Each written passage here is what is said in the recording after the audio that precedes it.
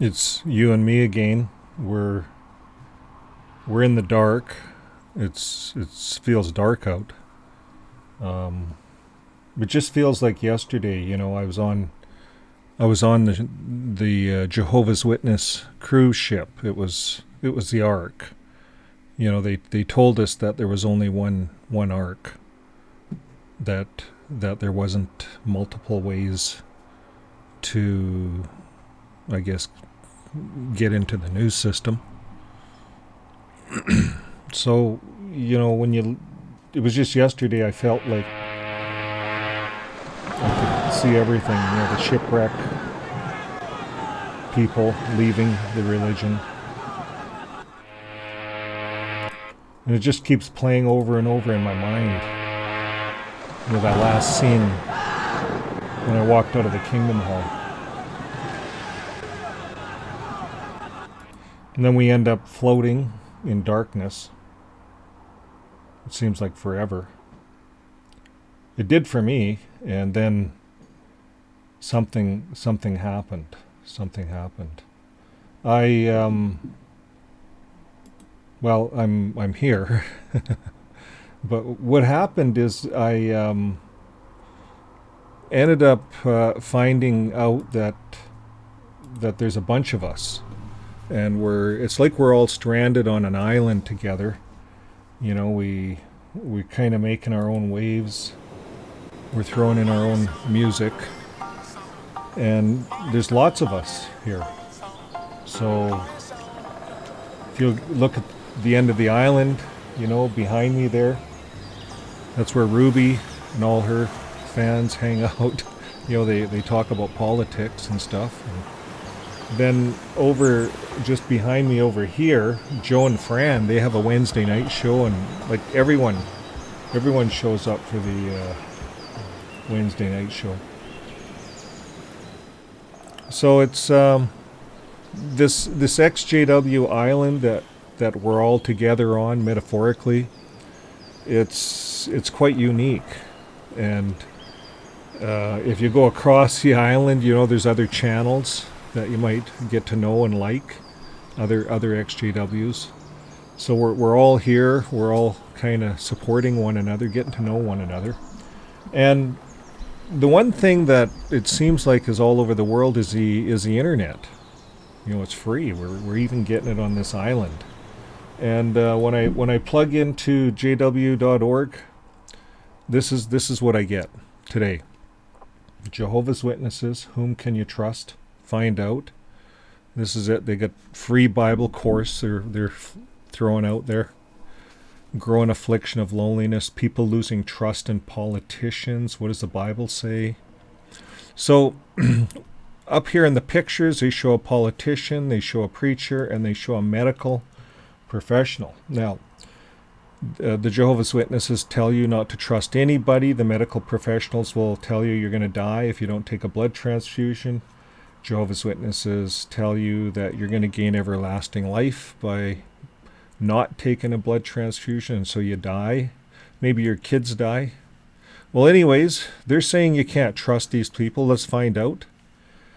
And when you click on it, it says people are disappointed when those who are supposed to be trustworthy let them down. So basically what JW.org is saying, all these people let you down, political leaders, media outlets, you can't trust them.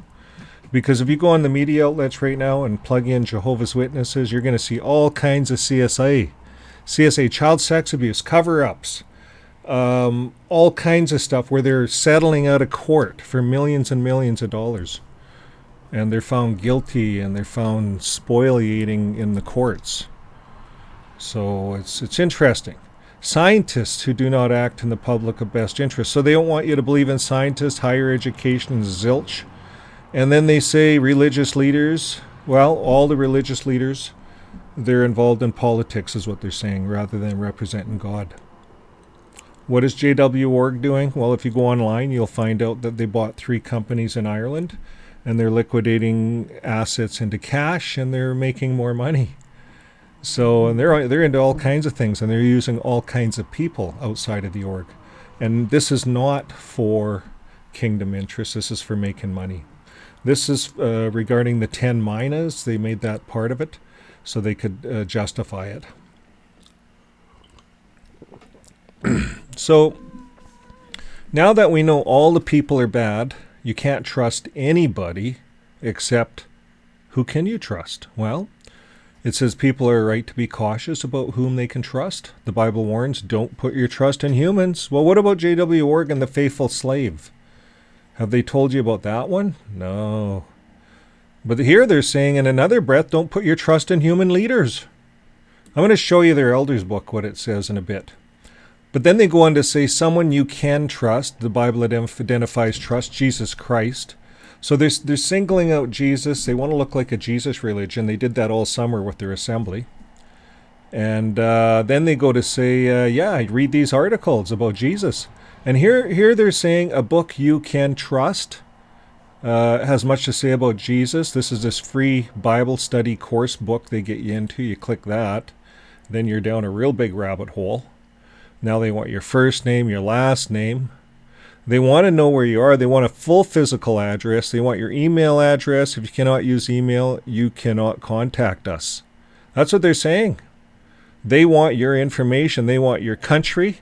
They want your phone number. They want the best time to contact you. And you have to agree with the terms of the policy, which I'm not going to read. And then you go to the next screen. But we're going to get the hell out of there. We're not going to start a Bible study with them. So then they get you into a book, their Bible study book, and they try to make this look like Jesus. You can trust Jesus. Let me show you something here. This is their Shepherding the Flock book. This is what it looks like. Everyone knows what it looks like. They've seen it. They've seen elders hold this book. This is the back and front cover of the book. This is a secret elders book. No one can look at this book. So we got it. This is Shepherding the Flock. The book has been issued to nobody. So that's why we got it. It's issued to the internet, this book.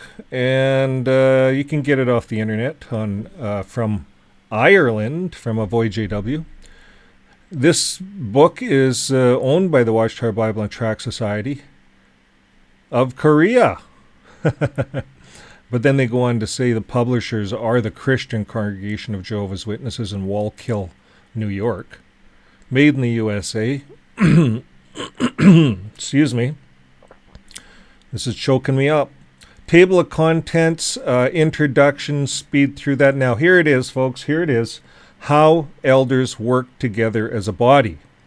So Jehovah has appointed Jesus Christ. So they're flinging Jesus Christ into this as the head of the Christian congregation. And it says, your accepting Jesus as head of the congregation promotes cooperation, unity on the body. Now, this is all Watchtower words, of course. This is not biblical. And it says, you demonstrate submission to Christ's headship when you do the following. Watchtower words. Number one, when you seek to understand and apply Bible laws and principles. And so I stand up and say, well, I don't quite agree with the blood thing, how you guys are doing it. I think Jesus was all about life over death. So then they take it a step number two. Okay, well, here it is. You have to obey direction from the faithful, discreet slave. That's the 9 men in New York. They call the governing body. And from overseers appointed to take the lead, such as those at the branch. So the branch office is going to settle everything. And they'll do that through the circuit overseer. That's how they're going to do it. So they're saying, listen carefully to your fellow elders and deal with a kind manner, including your fellow elders, and do not impose personal viewpoints. Do not. Or arbitrary rules on others. So if you had an issue like something that's life and death, the blood, do not impose your personal viewpoints on others. So there you go, folks. This book is about obeying direction from the faithful, discreet slave. This is not about Jesus Christ. Not about Jesus Christ at all. So we want to go back to the Jehovah's Witness website.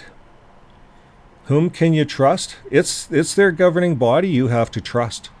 And you have to be willing to give your life up for these 9 men. So I hope I helped you guys, because it's a serious thing if you decide to get involved with this religion. It's not good. It splits families up. And if you decide you want to get out after you get baptized, you can't. It's like Hotel California. Once you're in, you can't get out. It's a never-ending loop. So anyways, you can get out when you're in, but you're not going to be able to talk anymore to the ones in there. But here's what you can do. You can come onto our island here, ExJW friends. We can throw some music on. And I like music. I think it's good for the soul. I think, sitting by the oceans, listening to the waves, any of that stuff is good for the soul. And what we do here that's good for the soul on this channel is every Wednesday night. Last night there was like 4 hours of discussions. The panel was full. The screen was full of people wanting to talk. And it's a wonderful show. It's a place that we come to on this ExJW island. And we come from all over. And we get together every Wednesday night and we chat and we talk about things. And now Ruby Quinn, she's broadcasting on our channel as well, and she's doing a number of things. Last Tuesday she was talking about UFOs, and the panel was full again, and it went for 3.5 hours, and they did not want to stop speaking. She's going to do some more of that, and the channel is really helping a lot of us to not be in the dark, to be somewhere and with friends. So that's what this is all about, folks. We invite you to subscribe and to share this channel with others, because that's what helps grow it, and YouTube works on those types of algorithms. So stay with us. We'll see you on the next video, and remember, keep living each day with love, and it'll make a world of a difference. It'll pull all that love into you. And be careful, because you might not be prepared for it all. There's a lot of love out there. Okay, we'll see you in the next video. Bye for now.